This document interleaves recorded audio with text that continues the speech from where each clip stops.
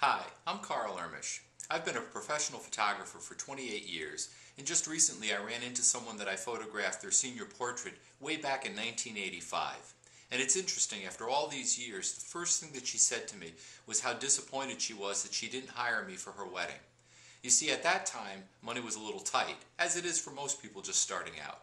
So she thought of all the things that she could cut some corners with regarding her wedding, the photography might be the best way to do that.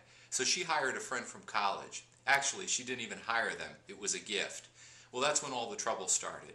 You see, just because somebody is interested in photography and has taken a few pictures doesn't mean that they're a professional. It doesn't mean that they've been tested over time to photograph an event as important as a wedding. Well, as would be the case, the images didn't come out well, something happened in the darkroom, or whatever the case was, I don't know. But the bride never got her photographs, and that relationship suffered dramatically because of it. I can imagine why. I mean, the pressure of doing a wedding is tremendous. It's such an important event.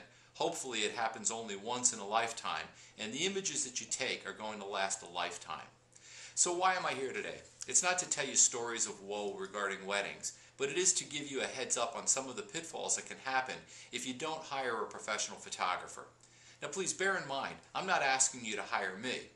My goal here isn't to promote myself or to do anything like that. It's really for your benefit. You see, I understand after 28 years of doing professional photography, I understand how much effort goes into planning a wedding. There's the gown and the invitations and the reception, and it's just endless the amount of work that has to be done to make your wedding successful. And why wouldn't you, with all the expenses involved, look to cut some corners some places? That's normal. I do it. Everybody does it. But when you consider the importance of your wedding photographs, images that you will have for the rest of your life, believe me, the last place you want to cut corners is with your photographer. So rule number one, hire a professional. Look at their work. Make sure that they're qualified. Make sure that they've been to weddings and have done a lot of them so that they've got experience, that when things get a little dicey or a little chaotic, that they're not going to freak out and ruin your day. That's the most important thing you can do. Look at the quality of their work. Make sure that they've been doing weddings for a while and that they're not experimenting, or just trying to get through the wedding, but that they really know what they're doing. Then, of course, price is important.